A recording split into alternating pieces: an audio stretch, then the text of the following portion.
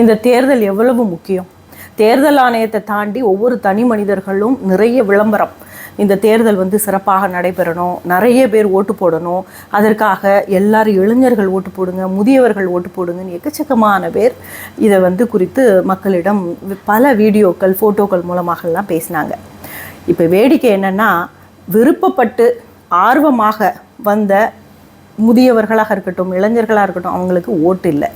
நிறைய இளைஞர்கள் இதான் நான் ஃபஸ்ட் டைம் ஓட்டு போட போகிறேன்னு சொல்லிட்டு ஓட்டு போட வந்தவங்க பேர் நிறைய லிஸ்ட்டில் இல்லை. குறிப்பாக முதியவர்களுடைய பேரே இல்லை. ஒரு குடும்பத்தில் 4-5 பேர் இருந்தாங்கன்னா கணவனுக்கு ஒரு இடம், மனைவிக்கு ஒரு இடமாக இருக்கிறது.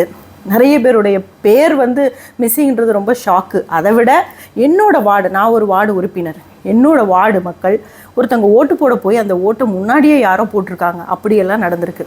இதற்கு யார் பொறுப்பு? நாம் இந்த எலெக்ஷன் ஒரு சக்ஸஸ்ஃபுல்லாக நிறைய பேரை ஓட்டு போட வைக்கணும் அப்படின்னு நாம் முயற்சி செய்கிறோம். காலையிலேருந்து 6:30 மணி வரைக்கும் இந்த வெயிலில் உட்காந்து கருகி எத்தனையோ பேர், நானுமே காலையிலேருந்து ரோட்டில் தான் உட்காந்துக்கேன். ஏன்னா நிறைய பேருக்கு அந்த சைட்டு ஒர்க் ஆகலை. பூத் ஸ்லிப் இல்லைன்னா நான் ஓட்டு போட விட மாட்டேன்றாங்க. ரெஃபரன்ஸ் நம்பர், பார்ட் நம்பரும் சீரியல் நம்பரும் எடுத்துகிட்டு போனால் கூட ஒரு ஐடியோடு எடுத்துகிட்டு போனால் விடணும்.